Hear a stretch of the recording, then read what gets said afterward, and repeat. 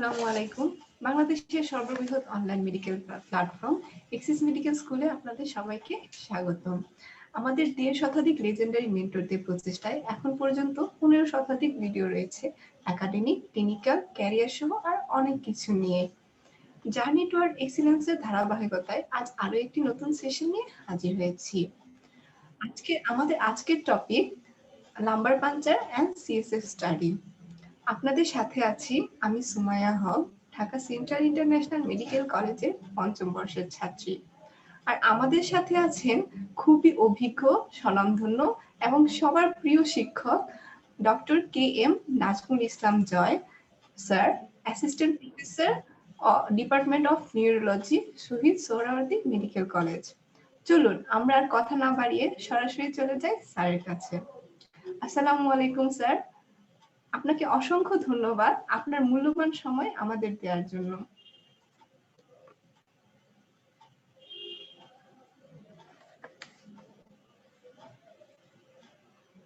Sir আসসালামু আলাইকুম।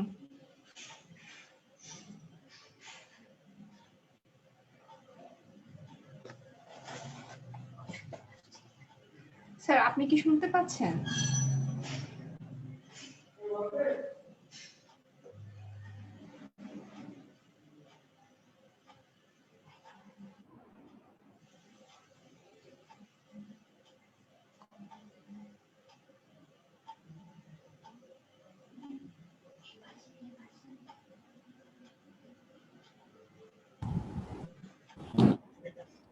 I'm very sorry about.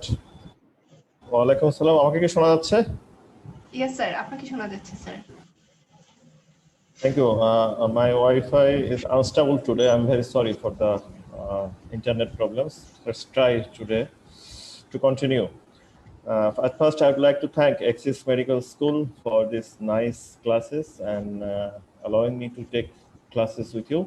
And also thank you to Sumaya and other organizers. So today's topic is আমাদেরকে সময় দেওয়ার জন্য স্যার। তোমাকে অনেক ধন্যবাদ, তোমাদের সবাইকে অসংখ্য ধন্যবাদ। তোমাদের এই উদ্যোগটা অনেক প্রশংসনীয়, আমার খুবই ভালো লেগেছে। তো থ্যাংক ইউ ভেরি মাচ। তো আমরা এখন মূল টপিকে যেতে পারি কিনা, কারণ অলরেডি আমি অনেক সময় নষ্ট করে ফেলেছি, 15 মিনিটের মতো। জি স্যার। স্যার আমরা প্রথমেই আপনার কাছে জানতে চাচ্ছিলাম what is lumbar puncture? Okay, thank you for the nice question. Lumbar puncture একটা বহুল প্রচলিত প্রসিডিউর যেটা আমরা ওয়ার্ডে করে থাকি, neurological procedure but commonly practiced in medicine ward and also in neurology ward, and very important procedure. এটা সবার জন্যই জানা প্রয়োজন, MBBS ডক্টরদের জন্য, ইন্টার্নিস্টদের জন্য, মেডিসিন স্পেশালিস্ট অ্যান্ড অ্যাবাভ সবারই জানা প্রয়োজন। তো প্রথম কথা যদি বলতে হয়, আমি একটু স্লাইড শেয়ার করি। জি স্যার।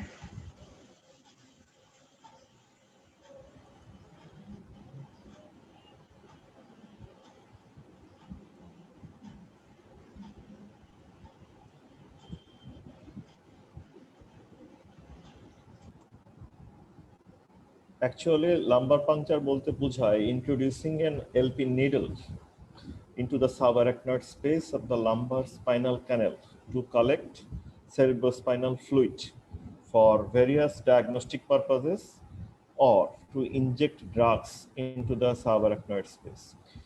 সোজা কথায় সাবারাকনয়েড স্পেসে আমি একটা নেডল ইন্ট্রোডিউস করব, উদ্দেশ্য দুটো, হয় সিএসএফ কালেকশন করব অথবা কোনো একটা ড্রাগ ইন্ট্রোডিউস করব, এবং সেটা করব হচ্ছে লাম্বার স্পেসে, লাম্বার স্পাইনাল ক্যানেলে যে সাবারাকনয়েড স্পেস আছে সেখানে। এই প্রসিডিউরটাকেই শর্টে আমরা লাম্বার পাংচার বলি।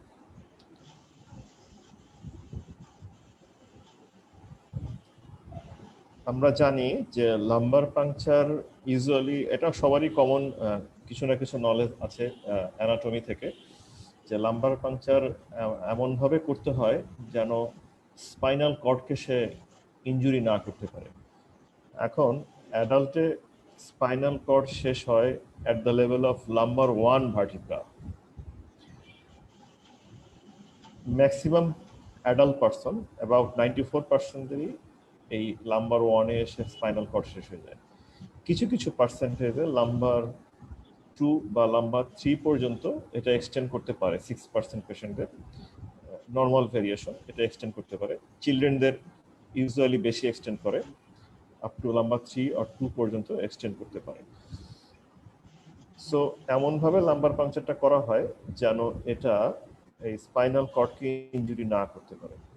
সো কমনলি যে জায়গাটা বেছে নেওয়া হয় সেটা হচ্ছে লাম্বার 3 এবং লাম্বার 4, এই দুটোর মাঝখানে যে স্পেস আছে সেই স্পেসটা। এটা ভার্টিব্রাল, এটা স্পাইনাস প্রসেস। আমরা পিছন দিক দিয়ে নিডল ইন্ট্রোডিউস করব। সো এটা হচ্ছে লাম্বার 3 এবং লাম্বার 4, এটার মাঝখানের জায়গা। এখান থেকে যদি আমি একটা ইন্ট্রোডিউস করি একটা স্পাইনাল নেডল অথবা লাম্বার পাংচার নেডল, তাহলে এটা এই জায়গার সাবআরাকনয়েড স্পেস পর্যন্ত নিয়ে গেলেই আমরা ফ্লুইডটা কালেকশন করতে পারবো এবং স্পাইনাল কর্ডে ইনজুরি হওয়ার সম্ভাবনা একেবারেই থাকবে না। এই জায়গায় স্পাইনাল কর্ড শেষ হয়ে গেছে বটে, কিন্তু এর আশেপাশে কিছু নার্ভ ফাইবার রয়েছে, যেটাকে আমরা বলি কর্ডা ইকুইনা অথবা ঘোড়ার লেজের মতো নার্ভ ফাইবার। এগুলো নিচ পর্যন্ত নেমে আসে, কিন্তু এগুলোতে ইনজুরি হওয়ার সম্ভাবনা সাধারণত কম, কারণ এগুলোতে আমরা যখন ইন্ট্রোডিউস করি এমনভাবে ইন্ট্রোডিউস করি যেন ফাইবারগুলো ইনজুর্ড না হয়, এবং এই ফাইবারগুলো সাধারণত পুস্ট হয় আশেপাশে যখন আমি নিডল ইন্ট্রোডিউস করি, ফলত ফাইবারগুলোতে ইনজুরি হওয়ার চান্স কম।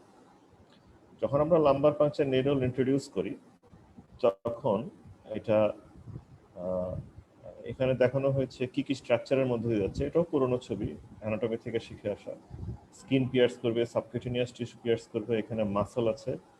এরপরে এই জায়গায় একটা স্ট্রাকচার আছে, সেটা হচ্ছে লিগামেন্টাল ফ্লাভা। এই জায়গার ভিতর দিয়ে ঢুকে সে ডুরামেটারকে পিয়ার্স করবে, এরপরে অ্যারাকনয়েড প্যাটার্নকে পিয়ার্স করবে, এরপরে সাবআরাকনয়েড স্পেসে চলে যাবে। এই ডুরামেটারের পরেই অ্যারাকনয়েড ম্যাটার, এরপরে সাবআরাকনয়েড স্পেস। এই সাবআরাকনয়েড স্পেস পর্যন্ত নিডলটা ঢুকানোই হচ্ছে লাম্বার পাংচার এর মেইন প্রসিডিউর। এতদূর পর্যন্ত যদি আমরা নিতে পারি তাহলে আমরা সিএসএফ কালেক্ট করতে পারবো এবং সিএসএফ স্পেসে যদি কোনো ওষুধ প্রয়োগ করতে হয় সেটাও প্রয়োগ করতে পারবো।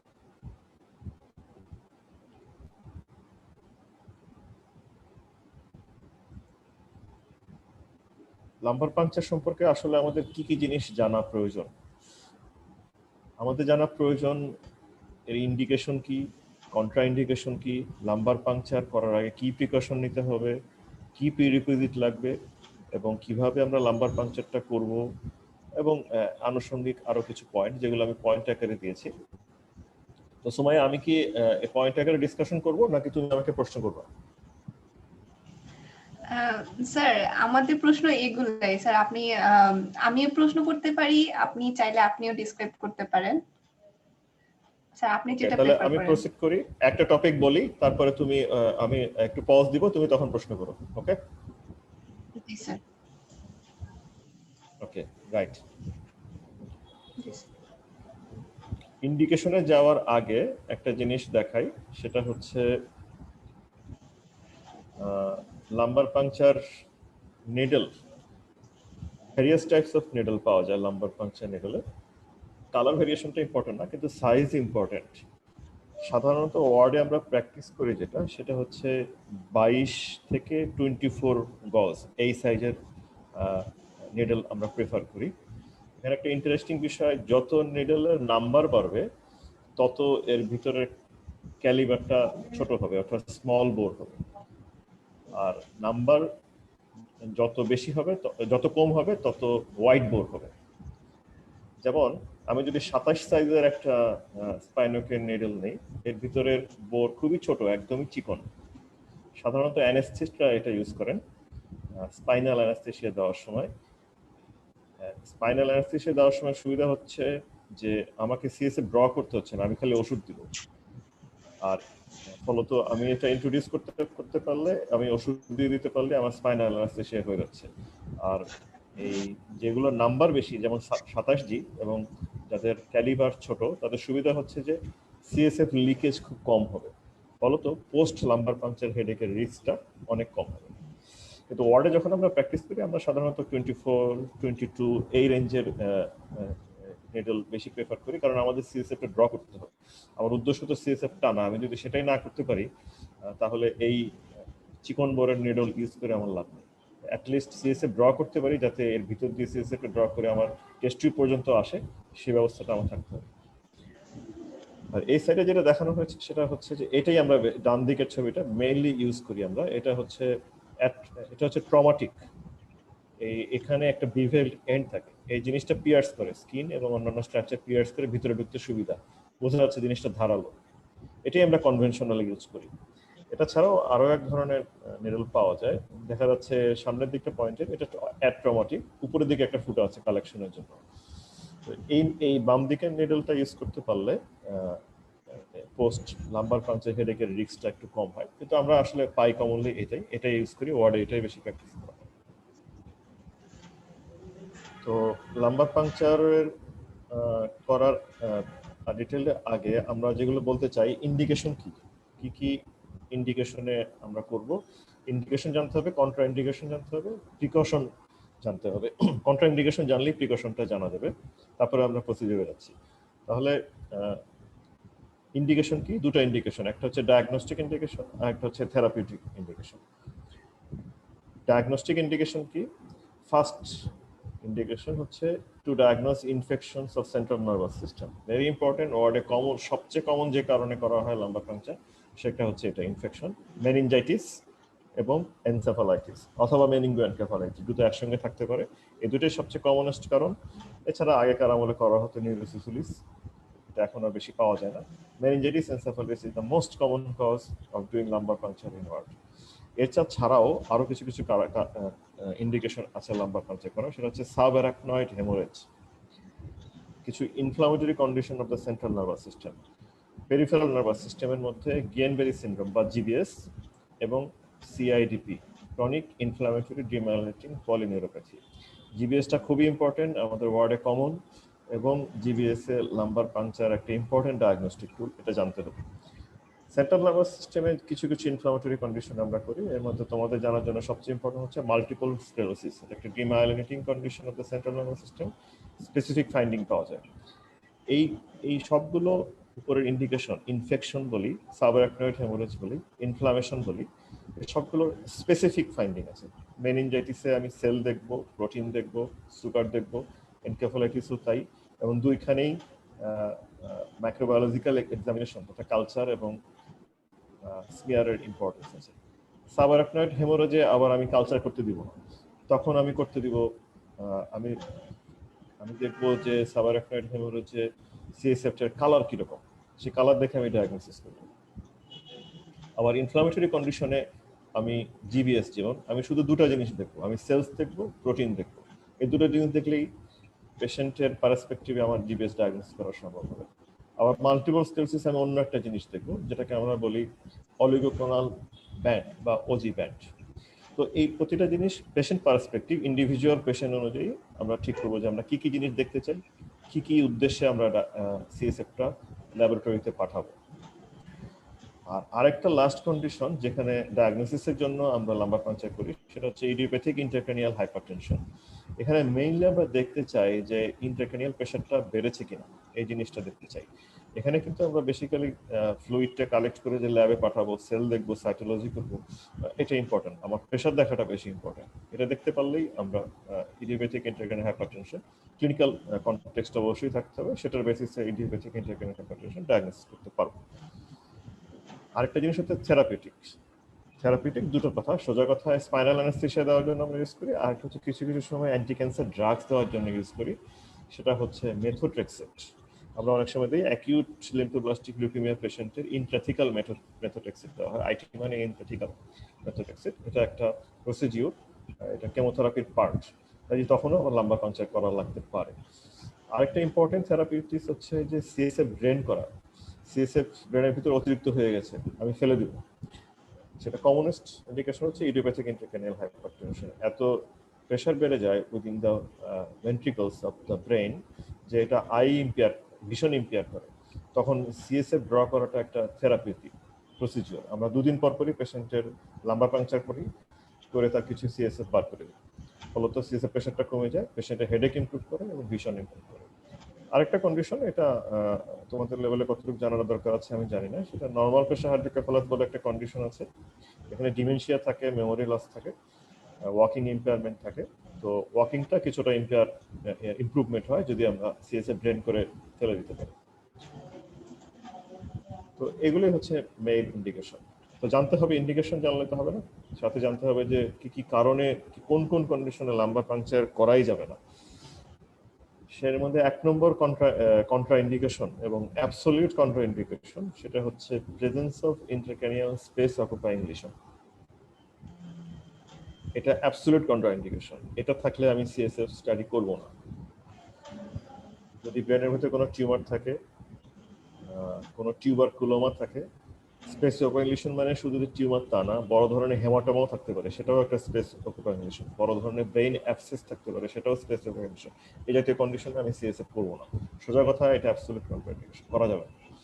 কিছু কিছু কন্ডিশন আছে রিলেটিভ, সেই কন্ডিশনগুলোকে আমি জাজ করে বা কারেক্ট করে সিএসএফ ফ্লুইড কালেক্ট করতে পারি। সেই কন্ডিশনগুলোকে আমি নিউরোলজিক্যাল এবং নন নিউরোলজিক্যাল এভাবে ভাগ করেছি।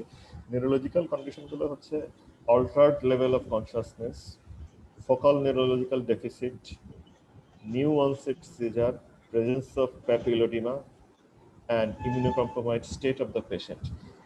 এই 4-5টা কন্ডিশন যদি থাকে তাহলে আমাকে চিন্তা করে নিতে হবে সিএসএফ করার আগে যে তার কোনো স্পেস অকুপাইং লিশন থাকতে পারে। সেই ক্ষেত্রে প্রতিটা কন্ডিশনের ক্ষেত্রে neuro imaging is a must. You can't go for a lumbar puncture or CSF study in these conditions unless you do a neuroimaging, at least CT scan করে নিতে হবে। সেটা করে যদি দেখা যায় যে না কোনো স্পেস অকুপাইং লিশন নাই, তাহলে আমি মোটামুটি সেফলি লাম্বার পাংচার করতে পারবো এই কন্ডিশনগুলোতে। এই জন্য এগুলোকে রিলেটিভ বলা হয়েছে, যে এগুলো জাজ করতে হবে। আর কিছু কিছু কন্ডিশন আছে নন নিউরোলজিক্যাল, যেমন coagulation disorders, bleeding diathesis like haemophilia. এই কন্ডিশনগুলোতে আমি যদি লাম্বার পাংচার করি ব্লিডিং হওয়ার চান্স আছে। কাজেই এই কন্ডিশনটা কারেক্ট করে, যদি প্রয়োজন হয় লাম্বার পাংচার ইন্ডিকেশন থাকে, তাহলে আমাকে কারেক্ট করে নিয়ে তারপরে করতে হবে। এই জন্য একটা রিলেটিভ কন্ট্রা ইন্ডিকেশন। প্ল্যাটেলেট কাউন্ট যদি 40,000-এর নিচে থাকে, কোনো কোনো বইতে এটা 50,000-ও বলা আছে, 50,000-এর নিচে যদি থাকে তাহলে আমি ওই সময় লাম্বার পাংচার করতে পারবো না, আমাকে এটা কারেক্ট করতে হবে। প্রথম mean time is greater or more than 1.5 seconds or more than 50% of the control value. প্রথম টাইম বেশি থাকে অনেক কন্ডিশনে। কমনেস্ট আমরা ওয়ার্ডে পাই লিভার ডিজিজ, ক্রনিক লিভার ডিজিজের পেশেন্ট বা ইউরেমিয়ার পেশেন্ট বা সিএলডি পেশেন্ট, এদের প্রথম টাইম বেশি থাকলে এটা কারেক্ট করে নিতে হবে, তার আগে আমি লাম্বার পাংচার করতে পারবো না। কিছু কিছু পেশেন্ট লো মলিকুলার ওয়েট হেপারিন পায়, ওয়ারফেরিন পায়, অথবা আদার অ্যান্টিকোয়াগুলেন্ট পায় বিভিন্ন অসুখের জন্য। যেমন কারো যদি মাইট্রাল ভালভুলার ডিজিজ থাকে, এই পেশেন্টদের দেখা যাবে তারা রেগুলারলি ওরাল অ্যান্টিকোয়াগুলেন্ট ওয়ারফেরিন খাচ্ছে। এই পেশেন্ট যদি মেনিনজাইটিস নিয়ে আসে, তাহলে আমি দুম করে এই পেশেন্টের লাম্বার পাংচার করে ফেলতে পারবো না। কারণ লাম্বার পাংচার যদি করি তাহলে ওয়ারফেরিনের পেশেন্টের ব্লিডিং টেন্ডেন্সি থাকে, পেশেন্টের ব্লিডিং হবে, এবং ব্লিডিং হবে এপিডুরাল স্পেসে, তাহলে ওই জায়গায় হেমাটোমা হয়ে যাবে। কাজেই আমাকে ওয়ারফেরিন তখন স্টপ করে নিতে হবে, এবং ওয়ারফেরিন কাজ করতে সময় লাগে 3 দিনের ভিতরে, এবং স্টপ করতেও তার অ্যাকশন শেষ হতে সময় লাগে। কাজে অ্যাটলিস্ট 4-5 দিন পরে ওয়ারফেরিন স্টপের পরে তারপরে আমার সিএসএফ স্টাডি করতে হবে। আবার যারা লো মলিকুলার ওয়েট হেপারিন পাচ্ছে, যেমন হার্ট ডিজিজের পেশেন্ট বা আদার পেশেন্ট হেপারিন ক্লেক্সেন পাচ্ছে, ওদের ক্ষেত্রেও আমি সঙ্গে সঙ্গে লাম্বার পাংচার করতে পারবো না, আমাকে 24 আওয়ার্স ওয়েট করতে হবে। লো মলিকুলার ওয়েট হেপারিন বন্ধ করতে হবে, 24 ঘন্টা ওয়েট করতে হবে, তারপরে লাম্বার পাংচার করতে পারবো। আরেকটা কমন কথা, যে আমি যে জায়গায় লাম্বার পাংচার করবো ওই জায়গায় যদি লোকাল স্কিনে কোনো ইনফেকশন থাকে, তাহলে ওই সময়ের জন্য আমি লাম্বার পাংচার করতে পারবো না। স্কিন ইনফেকশন ট্রিট করে নিতে হবে, কারণ there is a chance of introducing this infection into the spinal canal and CSF. So আমি নতুন করে ইনফেকশন ঢোকাতে চাই না। কাজে এই কন্ডিশনগুলো কারেক্ট করে নিই, তখন আমাকে করতে হবে লাম্বার পাংচার। তো এই পর্যন্ত সুমাইয়া কোনো প্রশ্ন? জি স্যার। স্যার, আমরা কোন ধরনের পেশেন্টের ক্ষেত্রে কোন বোরের নিডল ইউজ করব? কোন ধরনের পেশেন্টদের ক্ষেত্রে কোন বোরের নিডল সেটা না, সেটা হচ্ছে যে এরকম কোনো আলাদা কোনো নিয়ম নাই যে তুমি এই পেশেন্টের জন্য এই বোর, ওই পেশেন্টের জন্য এই বোর। যেটা বললাম সেটা হচ্ছে যে সিএসএফ কালেকশন যদি প্রসিডিওর হয় তাহলে আমরা একটু বোর বেশি চাই, 22 অথবা 24G, এই বোর নিডলই যথেষ্ট যে কোনো পেশেন্টের জন্য। কিন্তু আমি যদি অ্যানেস্থেসিয়া দিতে চাই তাহলে আমাকে আরেকটু বড়, আরেকটু মানে চিকন বোর, মানে 27 বা 26-25 এর নিডল ইউজ করলে চলবে। মানে এমন না যে কোন পেশেন্ট এই পেশেন্টে এই বোর ইউজ করবো বা এই পেশেন্টে ইউজ করবো, সেরকম কিছু না। ইউনিভার্সালি তুমি 22 থেকে 24 যে কোনো একটা চুজ করতে পারো। স্যার, আমরা লাম্বার পাঞ্চার করার আগে কি কি প্রিকশন নিব? That's right. That's a very nice question. Precaution is very important in case of lumbar puncture study. তো প্রিকশন যেটা সেটা হচ্ছে, একটা হচ্ছে প্রসিডিউরের জন্য প্রিকশন, আরেকটা হচ্ছে contra indication related precaution. Contra indication related precaution যেটা আমি বলেছি সেটা হচ্ছে তুমি পেশেন্টের শর্ট হিস্ট্রি নিবা, যে পেশেন্টের কোনো লেভেল অফ কনসিয়াসনেস অল্টার্স ছিল কিনা, তুমি ফোকাল নিউরোলজিক্যাল ডেফিসিট আছে কিনা দেখবা। ফোকাল নিউরোলজিক্যাল ডেফিসিট মানে কোনো একদিকে হাত পা অবশ্যই আছে, হেমিপ্লেজিয়া আছে, অথবা কোনো সাইডে টোসিস হয়ে আছে, এটা ফোকাল নিউরোলজিক্যাল ডেফিসিট। আমি পেশেন্টের ফান্ডোস্কোপিক এক্সামিনেশন করে দেখবো যে তার প্যাপিলোডিমা আছে কিনা, অপটিক ডিস্ক সোয়েলিং আছে কিনা, এবং তার আরও হিস্ট্রি নিতে হবে যে তার কোনো ব্লিডিং ডিসঅর্ডার ছিল কিনা, লিভার ডিজিজ ছিল কিনা, এবং যদি সম্ভব হয় তার প্লাটেলেট কাউন্টটা আমরা দেখে নিতে পারি। ড্রাগ হিস্ট্রিটার সাথে নিতে হবে। এগুলি মেইন প্রিকশন নেওয়ার আগে, লাম্বার পাঞ্চার করার আগে। আরেকটা ইম্পর্টেন্ট জিনিস সেটা হচ্ছে যে আমি স্টেরাইল জিনিসপত্র ইউজ করব। ইনস্ট্রুমেন্ট যেটা আমি নেব সবগুলি স্টেরাইল হতে হবে, একদম ইনট্যাক্ট লাম্বার পাঞ্চার নিডল থাকতে হবে, এবং স্টেরাইল মেজার্স থাকতে হবে, আয়োডিন থাকতে হবে, হেক্সিসল থাকতে হবে। আমি অবশ্যই অ্যাসেপটিক মেজার ইউজ করব বাই পুটিং গ্লাভস। এখন তো কেউ মাস্ক ছাড়া কোনো কাজই করবে না, নর্মালিও বলা হয়েছে এই কাজটা করার সময় মাস্ক পরে নিতে। আর তুমি যে জায়গায় কাজটা করবে ওই জায়গাটা ক্লিন হতে হবে। আমরা সাধারণত ওয়ার্ডে অনেক হেফাজত এনভায়রনমেন্টে করি, কিন্তু আইডিয়ালি পেশেন্টকে একটা আইসোলেটেড একটা লাম্বার পাঞ্চারের জন্য একটা আলাদা রুম থাকা উচিত। সেখানে একটা আলাদা বেড থাকবে, স্টেরাইল ড্রাপিং শিট থাকবে, সেখানে আমরা পেশেন্টকে শুইয়ে তারপরে প্রসিডিউরটা করব। আরও একটা ইম্পর্টেন্ট সেটা হচ্ছে যে প্রসিডিউর করার আগে অবশ্যই পেশেন্ট অথবা পেশেন্টের পার্টি থেকে তোমাকে রিটেন ইনফর্ম কনসেন্ট নিয়ে রাখতে হবে। Without consent please do not proceed for a lumbar puncture study. কারণ although there is minimum side effects, but there are side effects and there may be sometimes fatal incidents also. So তোমাকে consent নিয়ে রাখতে হবে।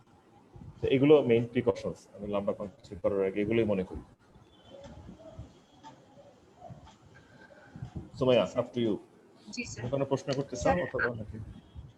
জি sir. Sir আপনি বললেন যে sir anticoagulant যে মনে করেন যে ওয়ারফেরিন ইউজ করলে আমরা লাম্বার পাঞ্চার করতে পারবো না, কিন্তু স্যার কোন ড্রাগ পেশেন্ট ইউজ করলে আমরা লাম্বার পাঞ্চার করতে পারবো? এমন কি কোনো ড্রাগ আছে যেটা পেশেন্ট ইউজ করতেছে কিন্তু আমরা লাম্বার পাঞ্চার করতে পারবো? না, এরকম কোনো আলাদা কিছু নাই। তুমি এই যে ওরাল অ্যান্টিকোয়াগুলেন্ট এবং ইনজেক্টেবল অ্যান্টিকোয়াগুলেন্ট এগুলো যারা ইউজ করছে, এগুলো বাদ দিলে অন্য কোনো ড্রাগ ইউজ করলে লাম্বার পাঞ্চার ক্ষেত্রে কোনো রকম কন্ট্রাইন্ডিকেশন নাই। এগুলোর ক্ষেত্রে মেইনলি কন্ট্রাইন্ডিকেশনটা আসে কারণ আমি যেহেতু পাঞ্চার করব আমার ওই জায়গায় ব্লিডিং হওয়ার সম্ভাবনা আছে।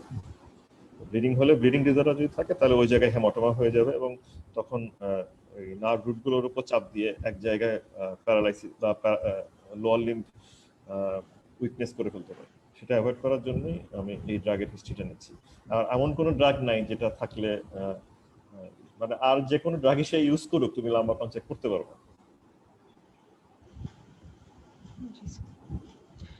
স্যার মানে লাম্বার পাঞ্চার করার পর পেশেন্টের কি কোনো কমপ্লিকেশন হবে? That's a very good question. Thank you. Complication জানাটা খুবই ইম্পর্টেন্ট। কমপ্লিকেশনের একটা স্লাইড আমি বানিয়েছি তোমাদের দেখানোর জন্য। Let's see that. কমপ্লিকেশন দুভাবে বলতে পারি, একটা হচ্ছে মেজর কমপ্লিকেশন আর একটা হচ্ছে মাইনর কমপ্লিকেশন। মেজর কমপ্লিকেশনটা হয় খুবই কম, it's a rare incidence, but you have to know fast because it is dangerous. Number one complication হচ্ছে cerebral herniation করতে পারে। cerebral herniation করে পেশেন্ট সাথে সাথে মারাও যেতে পারে যদি সেরকম herniation হয়।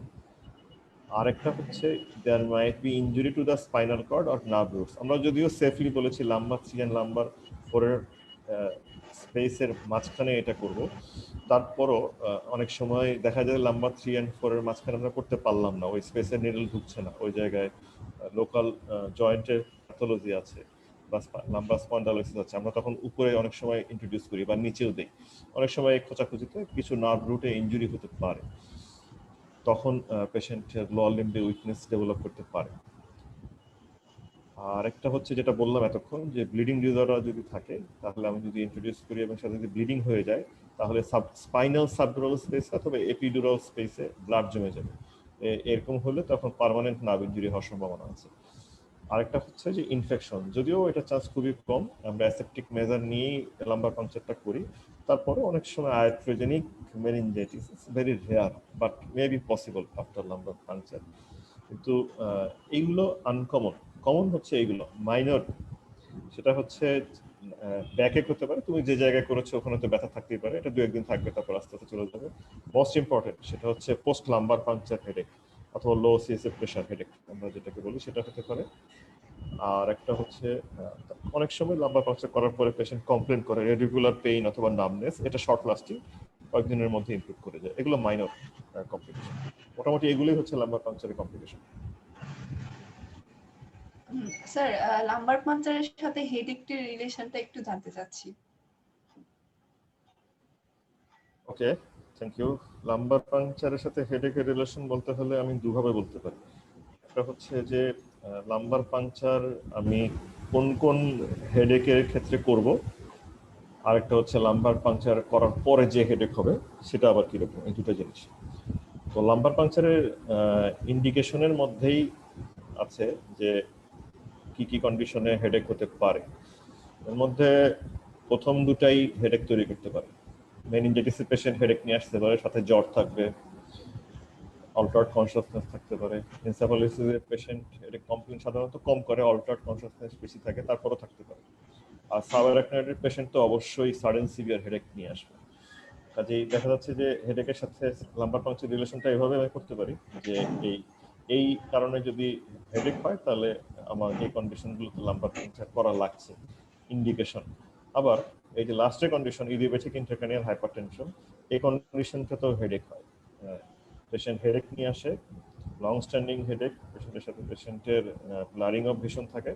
কাজেই এটাও একটা সম্পর্ক লাম্বার পাংচারের সাথে হেডেকের। আরেকটা যেটা সম্পর্ক সেটা হচ্ছে আমি যখন লাম্বার পাংচার, আরেকটা সম্পর্ক যেটা আছে সেটা বলা উচিত, সেটা হচ্ছে কন্ট্রাইন্ডিকেশনের সাথে। সেটা হচ্ছে যে হেডেক আছে কিন্তু আমি লাম্বার পাংচার করবই না, তাহলে একটা সম্পর্ক হচ্ছে হেডেক আছে লাম্বার পাংচার করব, সেটা হচ্ছে ইনফেকশন, সাবআরাকনয়েড হেমারেজ, আরেকটা হচ্ছে ইডিওপ্যাথিক ইন্ট্রাক্রানিয়াল হেমারেজ। আরেকটা হচ্ছে হেডেক আছে কিন্তু আমি লাম্বার পাংচার করবই না, সেটা হচ্ছে presence of intracranial space occupying lesion. Intracranial space occupying lesion থাকলে পেশেন্টের অবশ্যই হেডেক হতে পারে, পেশেন্টের একটা ব্রেন টিউমার আছে, সে একটা হেডেকের কমপ্লেন করতে পারে, এবং এই পেশেন্টের তো আমি অবশ্যই লাম্বার পাংচার কখনোই করবো না। মানে অ্যাটলিস্ট, যদিও মানে কিছু কিছু বাইরের দেশে এটা করে খুব একদম স্পেসিফিক মেজার নিয়ে করা দরকার হলে, কিন্তু আমরা সাধারণত এত রিস্ক নিতে চাই না, তো সেই কন্ডিশনে আমরা এটা করবো না।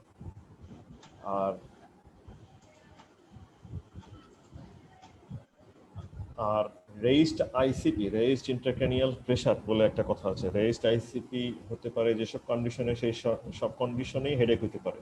তো এই কন্ডিশনের মধ্যে যে ইন্ট্রাক্রানিয়াল স্পেস অকুপাইং লিশন, এখানে আমি সিএসএফ করব না। হাইড্রোকেফালাসে সাধারণত সিএসএফ করা হয়, ইন্ট্রাক্রানিয়াল ভেনাস সাইনাস থ্রম্বোসিসে সিএসএফ ইন্ডিকেটেড না। ডিফিউজ সেরিব্রাল ইডিমা সাধারণত হয় এনকেফালাইটিস বা পোস্ট ট্রমাটিক ক্ষেত্রে। আরেকটা হচ্ছে ইডিওপ্যাথিক, ইডিওপ্যাথিকের ক্ষেত্রে আমরা করব, এটা আমরা আগে বলেছি। আর আরেকটা যেটা ইম্পর্টেন্ট সেটা হচ্ছে পোস্ট লাম্বার পাংচার হেডেক। সেটা হচ্ছে যে লাম্বার পাংচার করেছি, পেশেন্ট পরের দিন কমপ্লেন করছে স্যার আমার খুব মাথা ব্যথা, এটা একটা commonest complication of lumber puncture এবং এটা 10 থেকে 30% পেশেন্টদেরই হয় এবং ইয়াং পেশেন্টদের বেশি হয়, যারা ফিমেল তাদের বেশি হয়।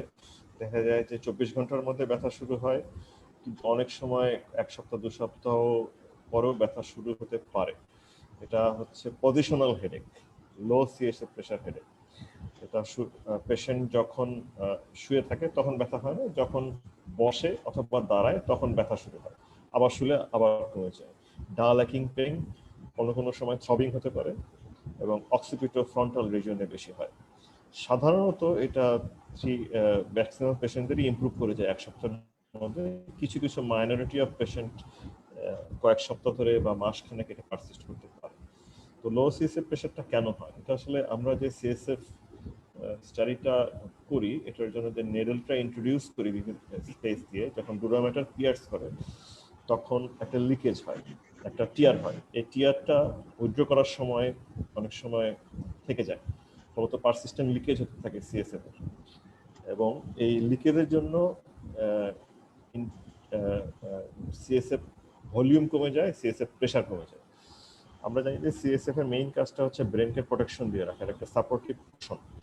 যখন এটার প্রেশারটা কমে, ফ্লুইড তো লিক হচ্ছেই, লিক হতে হতে প্রেশারটা কমে যেতে যেতে তখন এমন হয় যে পেশেন্ট যখন উঠে বসে বা দাঁড়ায় তখন এই ব্রেন স্ট্রাকচারটা উপর টান পড়ে। ব্রেনের যে অ্যানকরিং স্ট্রাকচার আছে সেগুলোতে টান পড়ে এবং সেগুলো পেইন সেন্সিটিভ, বিশেষ করে ডুরাল সাইনাস। তখন এগুলোতে টান পড়লে তখন পেশেন্টের মাথা ব্যথা শুরু হয়। আর মেইন যে কারণ যেটা সেটা হচ্ছে ইন্ট্রাক্রেনিয়াল হাইপোটেনশন। সিএসএফ ফ্লুইড কমে যাওয়ার জন্য ইন্ট্রাক্রেনিয়াল হাইপোটেনশন, সিএসএফ ভলিউম কমে যায়। সাধারণত এটা যেটা বললাম, উইদাউট স্পেসিফিক ট্রিটমেন্টেই এটা ভালো হয়ে যায়। তো কিছু কিছু ক্ষেত্রে আমাদের ট্রিটমেন্ট লাগে, সেটা হচ্ছে যে আমরা পেশেন্টকে বলি যে আপনি হেড ডাউন পজিশনে শুয়ে থাকবেন, অথবা ট্রেন্ডেলিং ব্যাক পজিশন বলি, সোজা বাংলা কথায় বালিশ ছাড়া শুয়ে থাকবেন। আরেকটা কথা হচ্ছে যে ওরাল অ্যানালজেসিক দেই, প্যারাসিটামল, অ্যাসিটামিনোফেন, অনেক সময় non steroidal anti inflammatory drugs লাগে, বেশি ব্যথা হলে ওপিওয়েডও লাগতে পারে। আর অনেক সময় আমরা আইভি ফ্লুইড দিই, সেটা ইউজুয়ালি আমরা প্রেফার করি 5% ডিএ, যেটা বডিতে গিয়ে হাইপোটনিক হয়ে যাবে, নট নর্মাল স্যালাইন। আমরা ইউজুয়ালি এখানে এই পোস্ট এলপি হেডেকে 5% ডেক্সট্রোজিন অ্যাকোয়া প্রেফার করি। কারো কারো ক্ষেত্রে ক্যাফেইন হেল্পফুল হতে পারে। আর অনেক সময় দেখা যায় যে ক্যাফেইন দিয়ে বা এইসব ট্রিটমেন্ট করেও পেশেন্টের এই পোস্ট লাম্বার পাংচার করার পরে ব্যথা কমছেই না। তখন একটা ড্রামাটিক ইমপ্রুভমেন্ট করা সম্ভব যদি পেশেন্টের নিজেরই ব্লাড 15 সিসি করে টেনে নিয়ে আমরা যদি তার যে স্পেসে লাম্বার পাংচার নিডল দিয়েছিলাম ওখানে যদি আবার রিইন্ট্রোডিউস করে দিই, এপিডুরাল ব্লাড প্যাচ বলা হয় এটাকে, এই জিনিসটা দিলে পেশেন্টের dramatically post lumber puncture headache improve করে যায়। এটা দেওয়ার ফলে সিএসএফ প্রেশারটা বেড়ে যায়, ফলত যে হেডেক হচ্ছিল সেটা কমে যায়। আরো কিছু কিছু কথা আছে লো সিএসএফ প্রেশার হেডেকের জন্য। আমরা small diameter headache needle use করতে চাই, অ্যাট্রমাটিক নিডল ইউজ করতে চাই, এবং তুমি যখন সিএসএফ ফ্লুইডটা ড্র করে ফেললা, যখন নিডলটা বার করে নিয়ে আসলা, তখন স্টাইলেটটা ঢুকিয়ে নিতে নিয়ে অনেক সময় দেখা যায় অনেক স্টাইলেটটা না ঢুকিয়েই নিডলটা জাস্ট টান দিয়ে বের করে ফেললো, এই জাতীয় কন্ডিশনে লিকেজটা বেশি হয়। আর এইগুলোকে যদিও ইনএফেক্টিভ স্ট্র্যাটেজি বলা হয়েছে, কিন্তু আমরা এগুলো প্র্যাকটিস করি কারণ এগুলো কনভেনশনাল। আমরা বলি বেড রেস্ট, লাম্বার পাংচার করার পরে 4 ঘন্টা পর্যন্ত বেড রেস্ট নিতে, সাপ্লিমেন্টাল ফ্লুইড, প্রচুর পানি খেতে বলি, minimising the volume of spinal fluid removed, সোজা কথায় ফ্লুইড রিপ্লেসমেন্ট, আর ইমিডিয়েট মোবিলাইজেশন। তো এগুলোই আর কি headache related with lumber puncture যা আমি মনে করি আর কি। সময় আপনিও। জি স্যার। স্যার আমরা তাহলে এখন সিএসএফ এ চলে যাই। স্যার সিএসএফ নিয়ে আমাদের প্রথম প্রশ্ন ছিল, how is the normal appearance of CSF? Normal appearance of CSF will be always crystal clear. It will be crystal clear, always normal. Any haziness or any turbidness is pathology.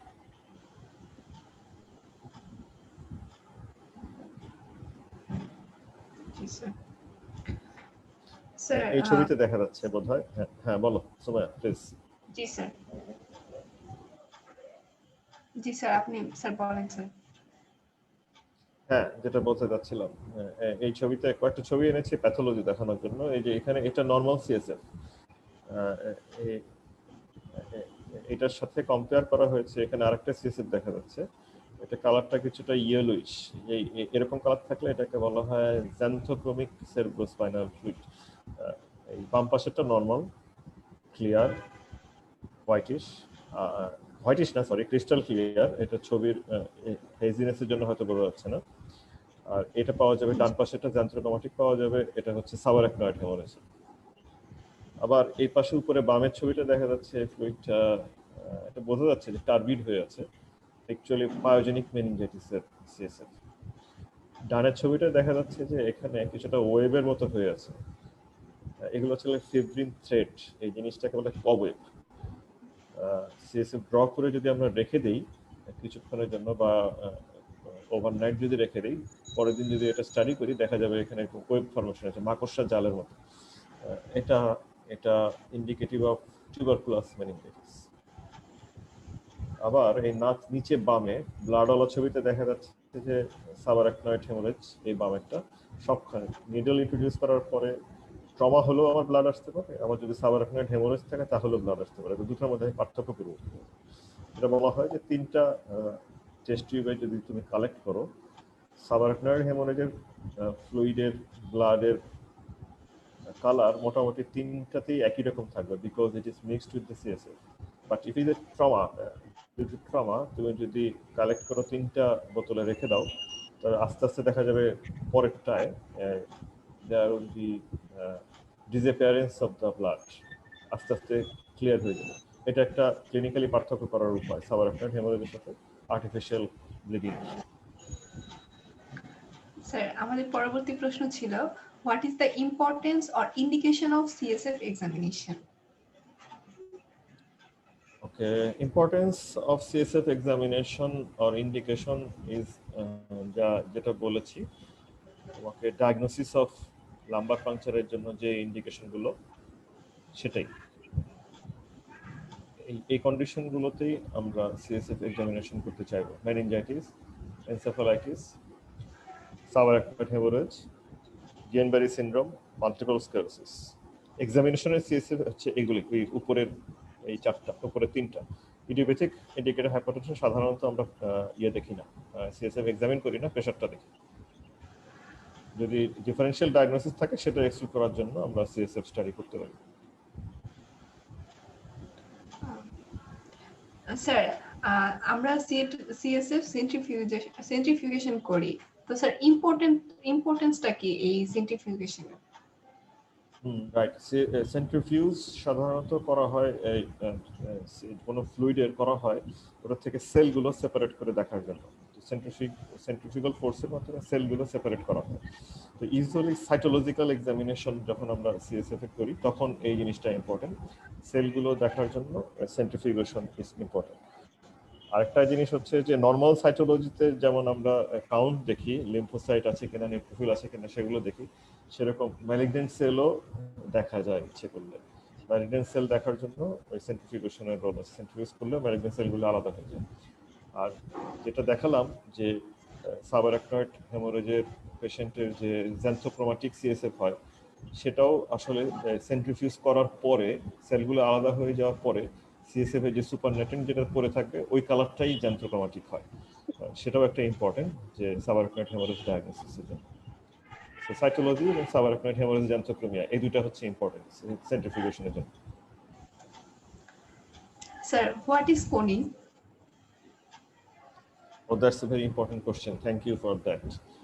Corning হচ্ছে একটা important জিনিস। সোজা কথায় আমরা জানি যে ব্রেইনের যে স্ট্রাকচারগুলো আছে, সেরিব্রাম, সেরিবেলাম, মেডুলা, মিডব্রেন, এগুলো এক একটা কম্পার্টমেন্টে অবস্থিত। যেমন anterior cranial ফোসা, posterior cranial ফোসা, middle cranial ফোসা। আবার এগুলো বিভিন্ন ডুরাল লেয়ার দিয়ে ভাগ করা থাকে, ফক্স সেরিব্রি, টেন্টোরিয়াম সেরিব্রি, টেন্টোরিয়াম সেরিবেলি, এগুলো দিয়ে ভাগ করা থাকে। তো নর্মালি যে যে জায়গায় ব্রেনের একটা স্ট্রাকচার থাকার কথা সেটা যদি সে জায়গায় না থেকে সে অন্য জায়গায় চলে আসে, তখনই সেটাকে আমরা সেরিবেলার কোনিং বলি অথবা হার্নিয়েশন বলি। means the displacement of brain tissue into a compartment that is normal, that it normally does not occupy. কোনিংটা সিএসএফ এর জন্য, সিএসএফ স্টাডির জন্য এই জন্যই ইম্পর্টেন্ট যে যদি কোনো কারণে ইন্ট্রাক্রেনিয়াল স্পেস অকুপাইং লিশন থাকে, যেমন এই ছবিতে দেখা যাচ্ছে, তখন একটা কথা বলা উচিত, সেটা হচ্ছে যে এই আমরা তো ব্রেইন একটা ক্লোজড কোনি ক্যাভিটির মধ্যে আবদ্ধ, স্কালের মধ্যে, ফলত এর ভিতরের ভলিউমটা সবসময় কনস্ট্যান্ট লেভেলের মধ্যে ব্রেইন রাখার চেষ্টা করে। ব্রেইন এবং সিএসএফ এবং ব্লাড, এই তিনটা জিনিস কনস্ট্যান্টলি একই ভলিউমে থাকার চেষ্টা করে। যখন একটা ইন্ট্রাক্রেনিয়াল স্পেস লিশন হবে, এই গোল মতো দেখা যাচ্ছে, তখনই এর প্রেশারের ইমব্যালেন্স হয়ে যাবে, বা যে কনস্ট্যান্ট যে ভলিউম ছিল, ভলিউমটা ইমব্যালেন্স হয়ে যাবে। এরকম ক্ষেত্রে inequality of the volume or pressure within the brain parenchyma তৈরি হয়। ফলত আমি যদি সিএসএফ স্টাডি করি, আমি যদি সিএসএফ কিছু বার করে ফেলি, তাহলে এই জায়গাটায় এই ব্যালেন্সটা যেটা ছিল সেটা নষ্ট হয়ে যাবে। এই ইমব্যালেন্সের জন্য তখন যেটা হবে সেটা হচ্ছে সাথে সাথে কিছু স্ট্রাকচার এপাশ থেকে এই পাশে চলে আসবে, আবার এটা এপাশ থেকে এ পাশে চলে আসবে। এই দুটো জিনিস বেশি ইম্পর্টেন্ট। নিচেরটা বেশি ইম্পর্টেন্ট, সেটা টনসিলার হার্নিয়েশন। সেটা হচ্ছে যে সেরিবেলার যে টনসিল যে স্ট্রাকচারটা আছে, সেটা তখন নিচের দিকে পুশ হয়ে যাবে। পুশ হয়ে ফোরামেন ম্যাগনেন দিয়ে সে নিচের দিকে চলে আসবে, এবং এমনভাবে চলে আসবে যে এটা ব্রেইন স্টেম বা মেডুলা অবলঙ্গটাকে প্রেশার দিবে। আমরা জানি ওখানে রেসপিরেটরি সেন্টার অবস্থিত, ওই জায়গায় যদি প্রেশার দেয় তাহলে রেসপিরেশন বন্ধ হয়ে যাওয়ার সম্ভাবনা আছে, পেশেন্ট মারাও যেতে পারে। So it is a very grave condition. যদি পেশেন্টের ইন্ট্রাক্রেনিয়াল প্রেশার অনেক বেশি থাকে এবং তারপরও যদি আমি সিএসএফ করি, তাহলে এই রিস্কটা অনেক বেশি। সাধারণত দেখা যায় যে ইন্ট্রাক্রেনিয়াল স্ট্রেস কন্ডিশনের ক্ষেত্রে এই রিস্কটা বেশি, তাদের সিএসএফ প্রেশার অন্য কন্ডিশনের চেয়ে অনেক বেশি থাকে। আর একটা জিনিস হচ্ছে টেন্টোরিয়াল হার্নিয়েশন। হার্নিয়েশনটা কোনিং একই জিনিস।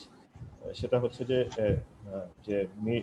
টেম্পোরাল লোবের যে একটা মিডিয়াল একটা স্ট্রাকচার থাকে, এটাকে আনকাস বলে, সেটাও অনেক সময় এই প্রেশার ইমব্যালেন্সের জন্য প্রোট্রুড করতে পারে। প্রোট্রুড করে এই জায়গায় মিড ব্রেন থাকে, এর উপরে প্রেশার দিতে পারে, ফলত থার্ড নার্ভ পলসি হতে পারে, এবং আলটিমেটলি যেটা হবে এই এখানে যে ব্রেন স্টেমটা আছে সেটা নিচের দিকে পুশ হবে, এবং আলটিমেটলি ব্রেন স্টেমের উপর প্রেশার পড়বে এবং পেশেন্ট কমায় চলে যেতে পারে।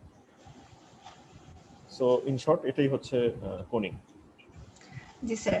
স্যার আমরা আমাদের পরবর্তী প্রশ্ন ছিল, আমরা সিএসএফ এক্সামিনেশনের রেজাল্টটা কিভাবে ইন্টারপ্রেট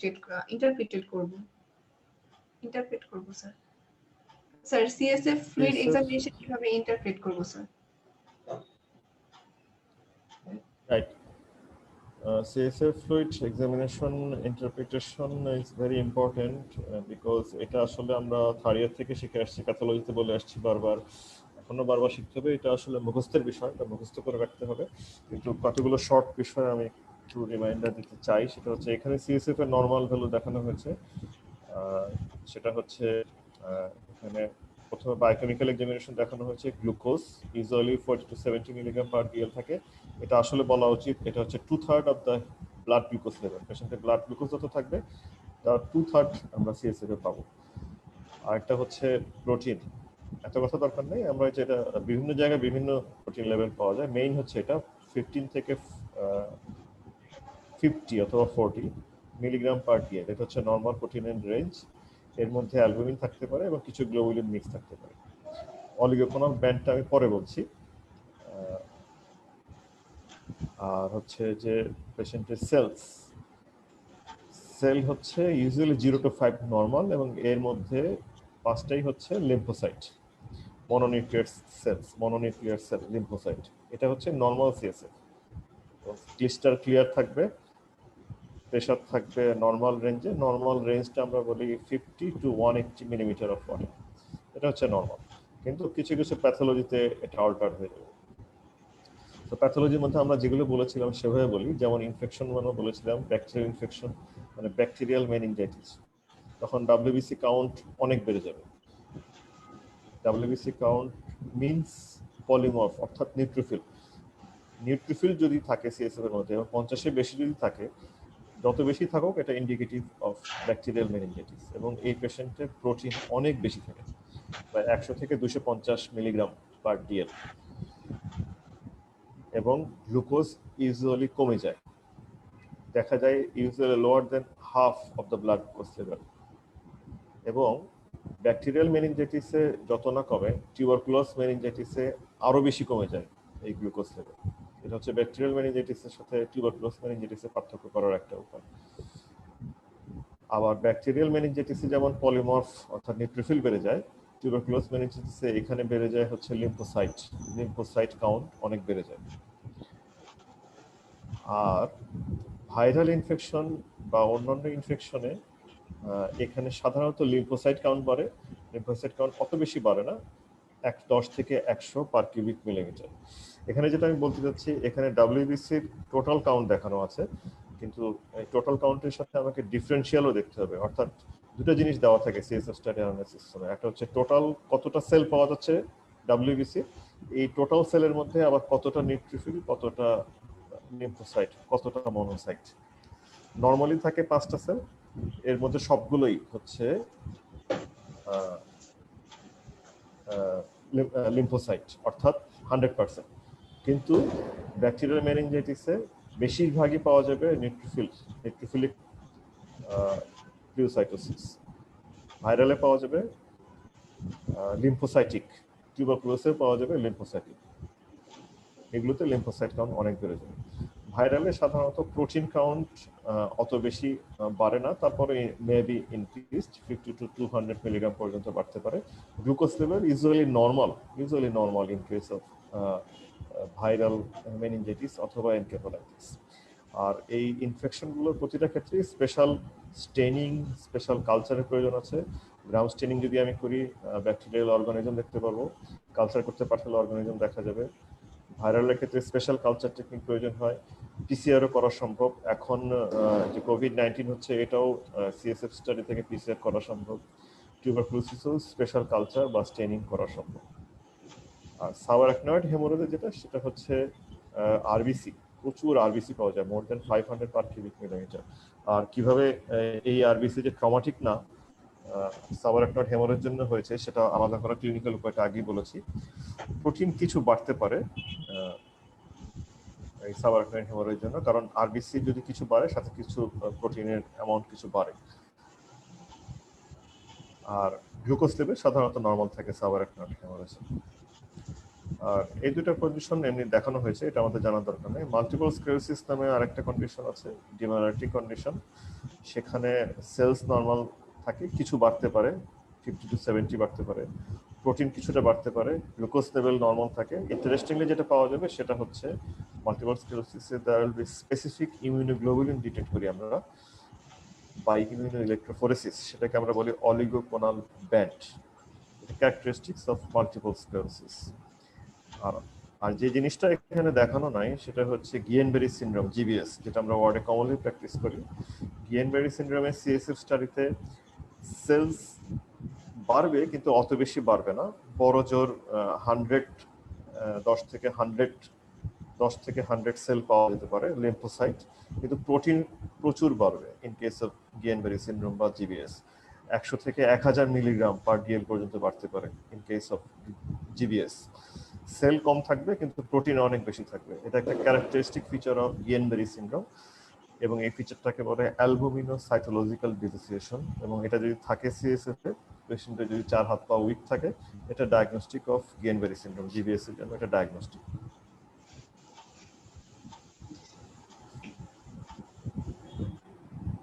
স্যার, আমাদের পরবর্তী প্রশ্ন ছিল, আপনি সিএসএফ লিগ নিয়ে একটা কথা বলেছেন। স্যার, সিএসএফ লিগটা কিভাবে হয় স্যার? এটা আমি বলেছি, সিএসএফ লিগটা আসলে হয় তুমি যখন পিয়ার্স করবা স্ট্রাকচারটাকে,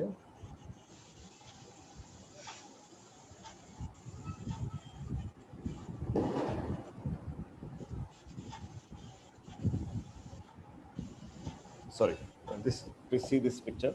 তুমি যখন স্ট্রাকচার পিয়ার্স করতে যাচ্ছ, এটা লাম্বার পাংচার নিডল, এর ভিতরে একটা ট্রকার ঢোকানো থাকে। আমরা যখন ইন্ট্রোডিউস করি তখন এটা এভাবে ঢুকাই, এটা পিয়ার্স করে, ডুরামেটার পিয়ার্স করে। এটা হচ্ছে ডুরা, এই লালটা, এই লালটা, এর নিচে হচ্ছে আরেকটা ডুরামেটার পিয়ার্স করে, তারপরে আরেকটা পিয়ার্স করে, তারপরে ঢুকে। এই সময় কিছুটা কিন্তু টিয়ার হয়। বিশেষ করে আমরা যদি হোয়াইট বোর্ড নিডল ইউজ করি, আমরা সিএসএফ কালেক্টরের জন্য একটু বোর বেশি চাই, তখন যদি ইউজ করি তখন কিছুটা টিয়ার হয়। আবার যখন আমি এটা যখন বার করতে যাই, তখন প্রকার ছাড়া যদি আমি বার করি, তখনও ওই জায়গাটায় কিছুটা টিয়ার হতে পারে। এই ডুরামেশনের যে টিয়ার থাকে, এই জায়গাটাই পারসিস্টেন্ট লিকেজ হতে থাকে সিএসএফ। আশেপাশে যে সিএসএফ থাকে, এই সিএসএফটা লিকেজ হতে থাকে। এই লিকেজের জন্যই পোস্ট লাম্বার পাংচার হেডেক হয়। স্যার স্যার এই সিএসএফ লিকটা যদি আমরা ট্রিট না করি তাহলে কি আমাদের প্রবলেম হতে পারে? আর যদি হয় স্যার কি কি প্রবলেম হতে পারে? সিএসএফ টিয়ারের জন্য যে লিক, সেটা usually it causes post lumber puncture headache, but it is usually self limiting. এবং এই টিয়ার নর্মাল হিলিং প্রসেসের মাধ্যমে সপ্তাহখানেকের মধ্যে হিলিং হয়ে যাওয়ার কথা আমাদের শরীরে, যদি পেশেন্ট ইমিউনো কম্পিটেন্ট থাকে, ইমিউনো কম্প্রোমাইজ যদি না হয়। ফলত সেক্ষেত্রে এটার ফার্দার রিস্ক কম, যেহেতু লিকটা খুবই ছোট এবং টিয়ারটা খুবই ছোট। তবে ওই যে বললাম, কিছু পার্সেন্টেজ অফ পেশেন্টদের এই লাম্বার পাংচার হেডেক পারসিস্ট করতে পারে, তখন তাদের এই লিকেজটা পারসিস্টেন্ট আছে এটা ধরে নেওয়া হয়। যদিও এটা নিয়ে কন্ট্রোভার্সি আছে, বলা হয় যে তখন সিএসএফ লিকের চেয়ে লিকেজের জন্য যে সিএসএফ প্রেশার কমে গেল, এটাই নাকি বেশি দায়ী এই লাম্বার পাংচার হেডেকের জন্য। তো এটা প্রিভেন্ট করার জন্যই ওই স্পেস দিয়ে পেশেন্টে কিছু ব্লাড দিয়ে দেওয়া হয়। ব্লাড ঢুকিয়ে দিলে বলা হয় যে এটা ব্লাড প্যাচ, এটা এই লিকটা কিছুটা রিপেয়ার করলো, প্লাস প্রেশারটাও কিছুটা বাড়িয়ে দিল সিএসএফ স্পেসের মধ্যে। কিন্তু long term side effect is unusual by this leakage. Sir CSF কমে যাওয়ার ক্ষেত্রে স্যার মেমোরি লসের সাথে কি কোনো সম্পর্ক আছে? যে সিএসএফ কমে গেল বা সিএসএফ লিক হয়ে গেল, তার জন্য মেমোরি লস কি হতে পারে? I don't think so. CSF লিকেজের সাথে মেমোরি লসের সম্পর্ক নাই, but there is a relation with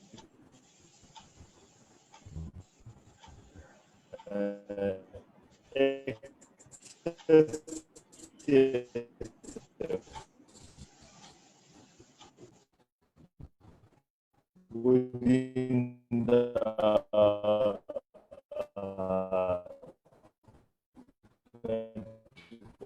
with memory, because যদি একটা কন্ডিশন আছে, সেটা হচ্ছে নরমালে এই ভেন্ট্রিকল গুলো সাইজে বড় হয়ে যায়, এবং এই ডিজিজটার একটা ফিচার হচ্ছে memory loss. That CSF leakage is associated with memory loss. এবং ওই ক্ষেত্রে আমরা সিএসএফ বরং বার করে দেওয়ার চেষ্টা করি, যদি ওটা মেমোরি খুব একটা ইমপ্রুভমেন্ট করে না। স্যার আজ এগুলোই ছিল আমাদের প্রশ্ন sir. Okay, can I put something else?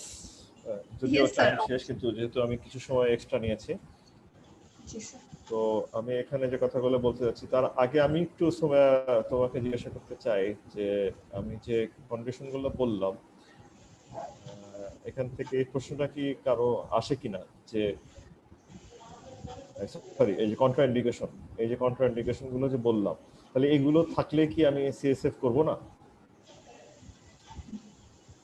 বা আমি একটা কন্ডিশন বলি, ধরা যাক একটা মেনিনজাইটিসের পেশেন্ট, এই মেনিনজাইটিসের পেশেন্ট আসলো, তার মেনিনজাইটিসের পেশেন্ট তো অল্টার্ড লেভেল অফ কনশাসনেস থাকতেই পারে, তাহলে কি আমি তার সিএসএফ করব না? মেনিনজাইটিস তো আমি বলেছি 1 নম্বর ইন্ডিকেশন অফ সিএসএফ স্টাডি, তাই না? আবার মেনিনজাইটিসের পেশেন্টের এক্সামিন করলে তো প্যাপিলোইডেমা পাওয়া যেতে পারে, আবার মেনিনজাইটিসে কিন্তু ব্রেইনের প্রেসার বেড়েও যেতে পারে, তাই না? তাহলে কি আমি তার সিএসএফ করব না? এটা একটা ট্রিকি কোশ্চেন। হ্যাঁ বলো, if you want to respond please বলো তুমি, তারপর আমি বলছি। স্যার আমার মনে হচ্ছে যে তখন আমরা পেশেন্টের কনশাসনেস আসার জন্য ওয়েট করতে পারি। কতক্ষণ ওয়েট করবো তুমি? তুমি ক্লিনিক্যালি মনে করছো মেনিনজাইটিস, ধরো এই পেশেন্ট ইয়াং পেশেন্টের জ্বর আছে 2-3 দিন, গতকাল সে অজ্ঞান হয়ে গেছে, তোমার কাছে আসলো, তুমি গায়ে হাত দিয়ে দেখলা জ্বর, নেক রিজিডিটি এক্সামিন করলা, দেখলা নেকটা রিজিড হয়ে গেছে, ক্লিনিক্যালি ইট ইজ মেনিনজাইটিস, ঠিক আছে? এখন তোমাকে তো মেনিনজাইটিস প্রুফ না করে তুমি তো ডায়াগনোসিস করতে পারবে না ওয়ার্ডে, তাহলে তুমি কিভাবে প্রসিড করবা? তুমি কি পেশেন্টের কল সাসপেক্ট আসার জন্য ওয়েট করবা? ও তো মরেই যাবে এর মতো তুমি যদি মেনিনজাইটিস ট্রিট না করো। জি স্যার। স্যার রোগীকে ফেলে রাখতে পারবো না। স্যার তাহলে আমরা কন্ট্রাইন্ডিকেট থাকার সত্ত্বেও আমরা লাম্বার পাঞ্চার করে মেনিনজাইটিস মানে মেনিনজাইটিস আছে কিনা দেখবো, কারণ যেহেতু মেনিনজাইটিস একটা হ্যাঁ, ফ্যাটাল কারণ হচ্ছে যে মেনিনজাইটিস তো রাইট, দ্যাটস রাইট, কারণ এটা হচ্ছে রিলেটিভ কন্ট্রাইন্ডিকেশন, আমাকে জাজ করতে হবে পেশেন্টকে। অল্টারনেট লেভেল অফ কনসিয়াসনেস থাকতেই পারে, তখন আমি অন্য ফাইন্ডিং গুলো সাথে দেখবো যে পেশেন্টের ফোকাল নিউরোলজিক্যাল ডেফিসিট আছে কিনা, পেশেন্টের প্যাপিলোডিমা আছে কিনা, আমি এক্সামিন করবো ফান্ডাস, এবং যদি থাকে তখন আমি যেটা চাইবো এই কন্ডিশনগুলোতে সেটা হচ্ছে যে আমি একটা নিউরো ইমেজিং করে নিতে চাইবো। নিউরো ইমেজিং করে যদি নিতে পারি, একটা ইমেজিং যদি করি, সিটি স্ক্যান যদি করি, তাহলে তো আমি বুঝতে পারবো যে তার স্পেস অফ কন্ডিশন আছে কিনা, কোনো টিউমার সাথে আছে কিনা, বা কোনো ব্লিডিং আছে কিনা, তাই না? সেটা যদি করতে পারি তাহলে তো আমি ফ্রি হয়ে গেলাম, তখন তো আমি মোটামুটি নিডল সেফলি ঢুকাতে পারছি। কিন্তু ওই যে বললাম মেনিনজাইটিস, তাহলে কি তুমি ট্রিটমেন্ট না দিয়ে ফেলে রাখবা? না, অবশ্যই না। আমি যদি ক্লিনিক্যালি সাসপেক্ট করি মেনিনজাইটিস, তাহলে আমাকে এই পেশেন্টের, তোমরা জানো মেনিনজাইটিস ক্লাস তোমাদের হয়েছে নিশ্চয়ই, আমি পেশেন্টের ব্লাড কালচার পাঠিয়ে দিয়ে সাথে সাথে অ্যান্টিবায়োটিক শুরু করব। আমার লাম্বার পাংচার কখন করব, আমার সিটি স্ক্যান কখন করবো, এটার জন্য যদি আমি বসে থাকি তাহলে তো আমি পেশেন্টকে লুজ করবো, তাই না? তো তুমি ব্লাডটা ড্র করে পাঠিয়ে দিয়ে, ব্লাড ড্র করতে তো বেশি কিছু লাগে না, লাম্বার পাঞ্চার করতে প্রিকশন আছে, হেনতানো আছে। তো তুমি এটা করে তুমি যদি জাস্ট ব্লাডটা ড্র করে অ্যান্টিবায়োটিক ফার্স্ট কোর্স তুমি শুরু করে দিবা, তারপরে তুমি লাম্বার পাঞ্চার রেডি করো। এবং বলা আছে যে আসলে মেনিনজাইটিসের পেশেন্টের যদি রেইজড আইসিপি হয়ও, মেনিনজাইটিস রেইজড আইসিপি হতে পারে, কারণ মেনিনজাইটিসের মধ্যে সাবারকুলার স্পেসের মধ্যে প্রচুর পরিমাণ প্রোটিন জমা হয়, এই প্রোটিনগুলো জমা হয় সিএসএফ ড্রেনেজ ব্লক করে দেয়, ফলত তার হাইড্রোকেফালাস হয়, পেশেন্টের ভিতর ব্রেনের ভিতর ইডিমা হয়, পেশেন্টের ইন্টারক্যানিয়াল প্রেশার বেড়ে যায়। ইন্টারক্যানিয়াল প্রেশার বেড়ে গেলেও সেই প্রেশারটা থাকবে equally distributed throughout the brain. তুমি যদি এই যে আমরা যে 10 থেকে 15 মিলিলিটারের মতো সিএসএফ ড্র করবো, তাতে কোনো সমস্যা হওয়ার কথা না, আনলেস যদি ইন্টারক্যানিয়াল স্পেস অকুপাইং কন্ডিশন বড় ধরনের কিছু না থাকে। কাজে মেনিনজাইটিসের ক্ষেত্রে আমরা রিস্ক বেনিফিট রেশিও চিন্তা করে আমরা একটা সিএসএফ স্টাডি ওয়ার্ডে অবশ্যই করতে পারি, এবং এটা কনভেনশনাল প্র্যাকটিস হয়ে আসছে যে একটা সিএসএফ একটা মেনিনজাইটিসের পেশেন্ট, তুমি যদি দেখো যে তার কোনো ফোকাল নিউরোলজিক্যাল ডেফিসিট নাই, কোনো হেমিপ্লেজিয়া নাই, প্যাপিলোডিমা নাই, তুমি তো সিটি স্ক্যানের দিকে তখন যাবাই না, তো সোজা লাম্বার পাংচারে চলে যাবা। অ্যান্টিবায়োটিক দিতে পারো, এবং অ্যান্টিবায়োটিক দিলেই যে লাম্বার পাংচারের ফ্লুইডের স্টাডির নেচার চেঞ্জ হয়ে যাবে তা না। অ্যান্টিবায়োটিক ফার্স্ট একটা অ্যান্টিবায়োটিক দিলে সাথে সাথে সেটা সিএসএফ এ গিয়ে কাজ শুরু করবে না, কাজ করতে সময় লাগবে। কাজেই এই জিনিসগুলো কনসিডারেশন রাখতে হবে। তাহলে বলতে যাচ্ছি যেটা, সেটা হচ্ছে যে আমাদের একটা কনসেপশন আছে যে রেইজড ইন্টারক্যানিয়াল প্রেশার নাকি লাম্বার পাংচারের কন্ট্রাইন্ডিকেশন, এটা কিন্তু কথাটা এভাবে বলা যাবে না। রেইজড ইন্টারক্যানিয়াল প্রেশার অনেক কন্ডিশনই হয় যেখানে আমরা লাম্বার পাংচার করি, তার মধ্যে এই যে দেখালাম যে মেনিনজাইটিসে আমরা লাম্বার পাংচার করি, রেইজড ইন্টারক্যানিয়াল প্রেশার হয়, ঠিক আছে? যে raised intracranial pressure itself is not contraindication. Raised intracranial pressure যদি হয় স্পেস অকুপাইং লিশনের জন্য, তখন সেটা কন্ট্রাইন্ডিকেশন, তখন আমি সিএসএফ করব না। কিন্তু রেইজড ইন্টারক্যানিয়াল প্রেশার যদি মেনিনজাইটিসের জন্য হয়, তাহলে আমি সিএসএফ করব অবশ্যই, যদি তার মানে তার না আমি ডায়াগনোসিস করতে পারবো। এটা আর কি মেসেজ দেওয়ার, মানে মানে তোমাদের লেভেলে মেসেজটা দেওয়া প্রয়োজন। আমি জানি না বুঝাতে পারলাম কিনা। স্যার অবশ্যই আমরা অনেক ভালো, স্যার অনেক ভালো একটা ক্লাস পেয়েছি আপনার কাছ থেকে। আপনাকে অসংখ্য ধন্যবাদ স্যার আমাদেরকে আপনার মূল্যবান সময় দেওয়ার জন্য। ওকে, সো ক্যান উই ক্লোজ নাও? আমার আরো কিছু টপিক ছিল, আমি যেটা আরেকটা জিনিস একটু যাওয়ার আগে, একটু ক্লোজ করার আগে একটা জিনিস বলি। অবশ্যই অবশ্যই জুনিয়র লেভেলদের জন্য এটা জানা দরকার, সেটা হচ্ছে যে পেশেন্টের পজিশনটা বোধহয় বলিনি, পজিশনটা ইম্পর্টেন্ট। সেটা হচ্ছে যে পেশেন্ট সাধারণত at the edge of the bed চলে আসবে। পেশেন্টের এই যে level of the iliac crest usually corresponds with lumbar 3 and lumbar 4 স্পাইনের স্পাইনাস প্রসেসের মাঝখানের জায়গা ইন্ডিকেট করে, এটা আমরা পালপেট করে দেখব। পেশেন্টের লেগটা চলে যাবে মানে বেন্ডিং করে সে চেস্টের কাছে নিয়ে যাবে, এবং তার এই শোল্ডার এবং hip perpendicular to the bed থাকবে। এটা পজিশন না করলে যেটা সমস্যা সেটা হচ্ছে আমি নিডল ইন্ট্রোডিউস করতে পারবো না পজিশন মতো, এবং সিএসএফ আসবে না, গুতাগুতি করতে হবে। বেশি গুতাগুতি করলে তখন ব্লাড চলে আসবে, সিএসএফ আসবে না। আরেকটা জিনিস হচ্ছে ওপেনিং প্রেশার, সিএসএফ প্রেশার কিভাবে দেখতে হয়। এটা একটা কমনলি বলা হতো আগে যে তুমি সিএসএফ নিডল ইন্ট্রোডিউস করার পরে তুমি সিএসএফ প্রেশার বেশি না কম কিভাবে বুঝবা। এটা আগেকার আমলের কোশ্চেন ছিল, তখন আনসার যেটা ছিল, আইডিয়াল আনসার হচ্ছে যে তোমাকে একটা সিএসএফ ম্যানোমিটার লাগাতে হবে। এই ডান দিকের ছবিটা দেখা যাচ্ছে একটা ম্যানোমিটার লাগানো আছে, নিডলের সাথে একটা ম্যানোমিটার লাগানো আছে, তখন একটা ট্রাই চ্যানেল লাগানো হয়। এই ট্রাই চ্যানেল যদি লাগানো হয় এখান দিয়ে একটা কালেকশনের জন্য আর একটা ম্যানোমিটারের সাথে লাগানোর জন্য, এটা যদি বন্ধ করে দিই তাহলে কালেকশন টিউবে ফ্লুইড আসবে না, এটা আসবে এই ম্যানোমিটারে, এখান দিয়ে উপরে উঠতে থাকবে। এটা দেখলে আমি প্রেশার বুঝতে পারবো। ম্যানোমিটার ছাড়াও ওয়ার্ডে ইচ্ছা করলে এই আইভি সেট দিয়ে ইচ্ছা করলে এই কাজটা করা যায়। তো এটা আমরা নিউরোলজি ওয়ার্ডে করি, মেডিসিন ওয়ার্ডে কতটুকু করা হয় আমি ঠিক জানি না। এটা আইডিয়াল প্রসিডিওর, বাট বোঝা যায় উপর যদি সিএসএফ মেনিনজাইটিসের পেশেন্ট তো প্রেশার বেশি থাকতেই পারে। তো আমরা যদি নিডল ইন্ট্রোডিউস করি তখন যদি জেট ফ্লো হয়, জেট ফ্লো একটা ইন্ডিকেশন, যে পেশেন্টের ইন্ট্রাক্রেনিয়াল প্রেশার বেশি আছে। তাহলে নর্মালি কিভাবে বোঝা যায়? নর্মালি হচ্ছে 1 ড্রপ পার সেকেন্ড বা 60 drops per minute. 1 drop per second যদি আসে, প্রতি এক সেকেন্ডে যদি একটা ড্রপ করে আসে, তাহলে ধরে নিতে পারি আমরা এই পেশেন্টের সিএসএফ প্রেশার নর্মাল আছে। এটা আগেকার আমাদের স্যাররা আমাদের প্রশ্ন করতেন। আর এটা তো আমরা বলেছি সিএসএফ প্রেশার কত, 100 থেকে 50 টু 180 পর্যন্ত নর্মাল। এবং সিএসএফ প্রেশার দেখতে হলে পেশেন্টকে শোয়াই রাখতে হবে। অনেক সময় আমরা সিটিং পজিশনে সিএসএফ স্টাডি করি, শুয়ে থাকলে অনেক সময় আসে, অনেক সময় দেখা যায় যে যদিও প্রেফারেবল শোয়ানো, কিন্তু অনেক সময় আসে না। তখন পেশেন্টকে বসালে অনেক সময় এই দেখা যায় সিএসএফ আমরা সাকসেসফুলি ড্র করতে পারি, কিন্তু বসালে আবার প্রেশার দেখা যায় না। তখন যদি প্রেশার দেখতে হয় পেশেন্টকে আবার শুয়ে নিতে হবে। আর 200 মিলিমিটার মার্কারে বেশি থাকলে আমরা বলি যে পেশেন্টের ইন্ট্রাক্রেনিয়াল প্রেশার বেশি, আর 50 নিচে হলে তখন আমরা বলি ইন্ট্রাক্রেনিয়াল হাইপোটেনশন। এটা একটা দেখানোর জিনিস ছিল। আরেকটা যেটা, সেটা হচ্ছে যে anesthesia, without anesthesia please do not go for CSF study. ওই জায়গাটায় অ্যাপ্রোপ্রিয়েট মেজারের মধ্যে এটা আসলে বলা উচিত ছিল আমার আগে, সেটা হচ্ছে যে তোমাকে একটা ইনস্ট্রুমেন্টের মধ্যে একটা অ্যানেস্থেটিক ইনস্ট্রুমেন্ট লাগবে, নিডল লাগবে, লিডোকিন লাগবে, এবং without anaesthesia proper muscle relaxation হবে না, পেশেন্ট তোমাকে কোঅপারেট করবে না। কাজেই লোকাল অ্যানেস্থেসিয়া দিয়ে নিয়ে তারপরে সিএসএফ করতে হবে।